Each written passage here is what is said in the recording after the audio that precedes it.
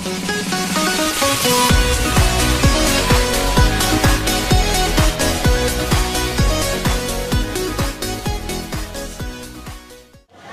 assalamualaikum warahmatullahi wabarakatuh. Hari ini kita akan sama-sama melaksanakan sidang PPKI yang pertama di kelas 7-3. Selamat menyaksikan.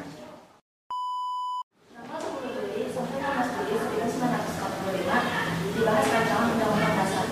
Setelah selesai dibahas, maka sidang kedua PPKI telah selesai. Tanggal 6 Agustus 1945, sebetulnya menjatuhkan bom atom di Hiroshima. Korban berjatuhan di mana? Tanggal 7 Agustus 1945, PPKI dibubarkan dan diganti dengan PPKI. Dengan alasan tugas PPKI telah selesai. Tanggal 9 Agustus 1945, Jepang kembali berjatuhan bom atom pada sebelah, tepatnya di kota Nagasaki. Hal ini membuat Jepang kewalahan. Setelah peristiwa pemotongan, Pemerintah Indonesia yaitu Insinyur Soekarno, Dr. Antares Mahapatta, dan Dr. Rajiman Widodiningrat diperoleh masuk di dalam Vietnam. Di dalam Vietnam, Jenderal Daewoo memberikan pembentukan PPKI, mengangkatkan Insinyur Soekarno sebagai ketua PPKI, dan Dr. Antares Mahapatta sebagai wakil PPKI.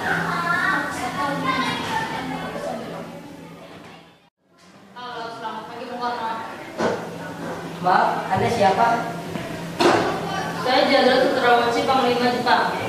Bisa kita membuat pertemuan antara Anda, saya, Bung Hatta, dan Bung Murajima untuk membicarakan kemerdekaan bangsa Indonesia. Baiklah, kami akan berangkat nanti sore. Baiklah jika begitu. Terima kasih, Bung. Insinyur Soekarno membicarakan dengan Bung Hatta dan Rajima.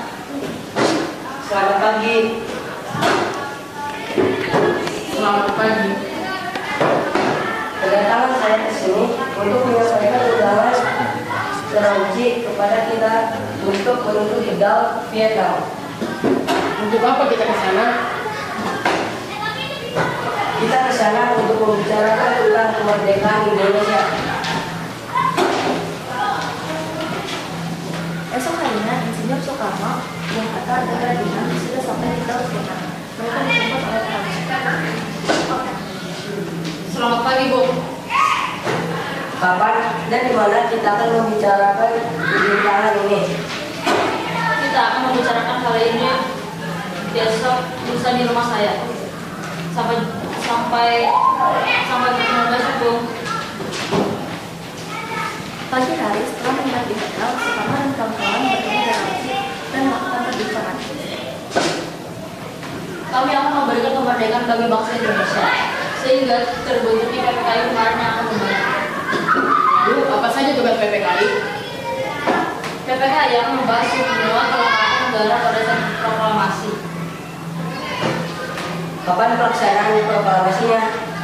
Tak perlu khawatir, kami belum bisa menentukannya. Jepang akan memberikan kemerdekaan bagi bangsa Indonesia.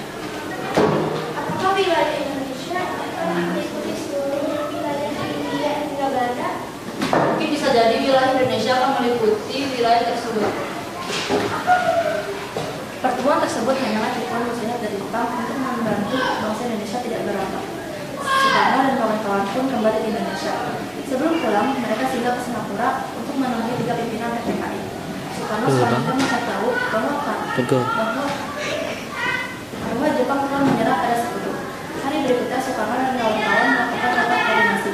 Bung Karno atau Rajima kembali diundang ke Singapura menemui 3 pimpinan PPKI.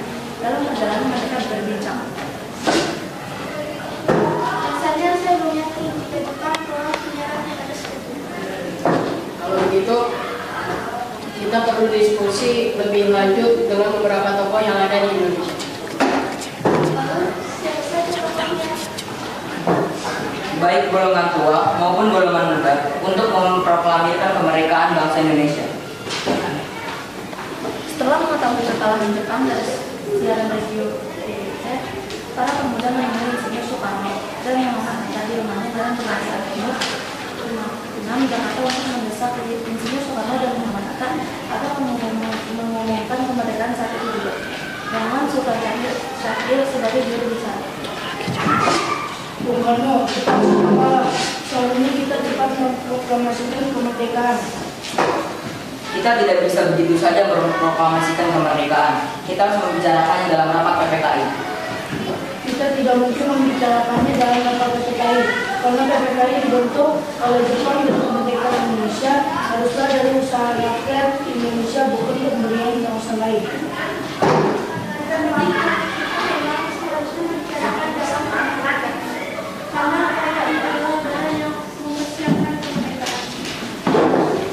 Dengan demikian, total para pemuda dengan juru bicara Sukancari untuk membujuk Insinyur Soekarno agar segera memproklamasikan kemerdekaan mengalami kegagalan. Setelah mengalami kegagalan membujuk Soekarno, maka para pemuda kembali mengadakan rapat dengan Soekarno sebagai pemimpin. Setelah rapat usai, akhirnya diputuskan para pemuda akan menjadi Insinyur Soekarno dan kawan-kawan. Keesokan harinya, tepat dini hari tanggal 16 Agustus 1945, Dr. Andes Muhammad Hatta, Insinyur Soekarno beserta Ibu Fatmawati dan Guntur Soekarno Putra dibawa oleh pemuda Rengas Dengklok. Ada apa ini? Apa maksudnya kami dibawa ke sini? Maksud kami agar Bapak segera memproklamasikan kemerdekaan. Saya sudah mengatakan bahwa kemerdekaan Indonesia harus dibicarakan dalam sidang PPKI terlebih dahulu. Bapak benar, karena persiapan kemerdekaan adalah tugas PPKI. Lagi pula, Bapak kan ketua PPKI. Bapak tidak mungkin mengambil keputusan tanpa memberikan tahu anggota PPKI yang lain. Sementara terjadi perdebatan di Rengas Dengklok. Di Jakarta, Rifana, golongan muda, dan Mr. Ahmad Subarjo, golongan tua melakukan perundingan. Setelah mendapat beberapa kesepakatan, diutuslah Yusuf Kunto untuk mengantar Ahmad Subarjo ke Rengas Dengklok. Mari Pak, saya antar ke Rengas Dengklok. Mari kita segera ke sana. Saya rasa di sana pasti terjadi perdebatan yang sengit. Mari Pak, kita segera berangkat. Setelah sampai di sana, Mr. Ahmad Subarjo akhirnya mengikut Insinyur Soekarno dan kawan-kawan. Saat itu, Mr. Ahmad Subarjo berhasil menemukan para pemuda untuk tidak berburu-buru memproklamasikan kemerdekaan. Sekitar pukul 11 malam, rombongan Insinyur Soekarno sampai di Jakarta untuk sesaat pulang ke tempat masing-masing. Lalu langsung menuju rumah Laksamana Negara untuk merumuskan naskah proklamasi. Silakan, Bapak-bapak. Tunggu dulu, bagaimana mungkin kita akan merumuskan suatu teks proklamasi di rumah seorang Laksamana Jepang? Tenanglah, silakan masuk semua. Saya menjamin selama berada di rumah saya, Anda sekalian akan terjamin keselamatannya.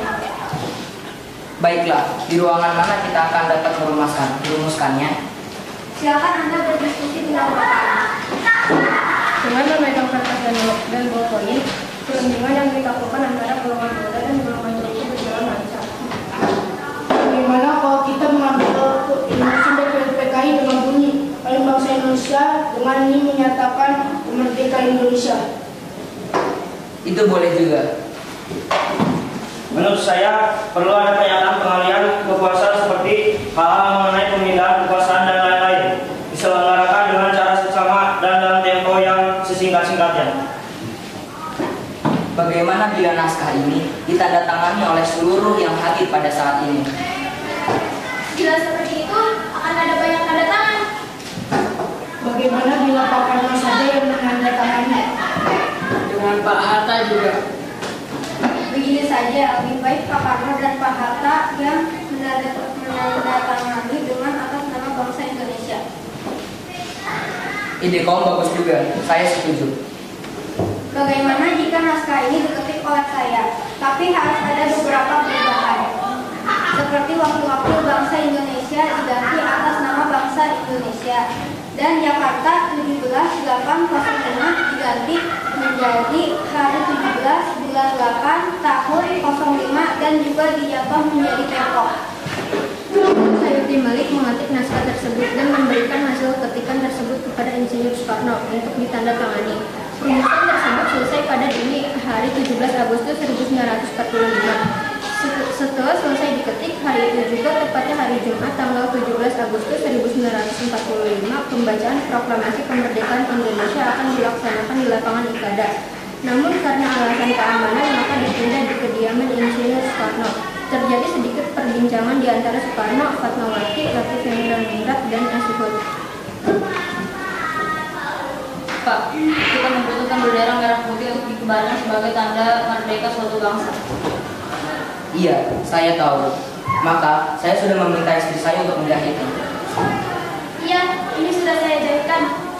Terima kasih ya, Bu. Pada tanggal 17 Agustus 1945 di kediaman Insinyur Soekarno, persiapan proklamasi dilakukan oleh Sudiro yang menyiapkan mikrofon sebagai tangan kanan Soekarno. Tepat pukul 10.00 WIB, Insinyur Soekarno membacakan teks proklamasi selanjutnya dengan pengibaran merah putih oleh semut dan nanti Hendra yang diiringi lagu Indonesia Raya. Dilanjutkan dengan sambutan Wali Kota Suwirjo dan pimpinan Barisan Pelopor Dr. Muwardi. Proklamasi.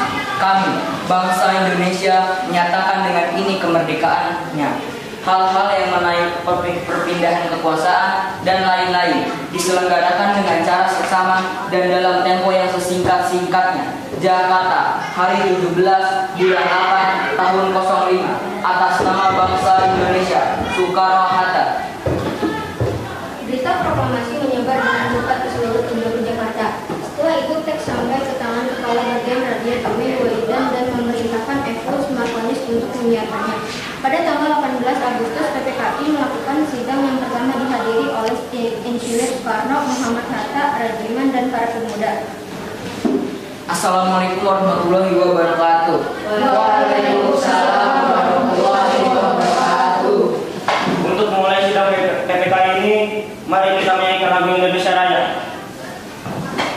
Di sini kita akan menetapkan membahas Undang-Undang Dasar 1945 yang dijadikan sebagai dasar negara, memilih presiden dan wakil presiden, serta membentuk KNIP atau Komite Nasional Indonesia Pusat untuk membantu pekerjaan presiden sehari-hari. Ya, kami setuju. Sekian pertemuan sidang kali ini. Merdeka! Merdeka! Peristiwa sidang PPKI ini begitu berharga, dan peristiwa itu telah mengubah segala sendi kehidupan bangsa Indonesia. Peristiwa proklamasi kemerdekaan telah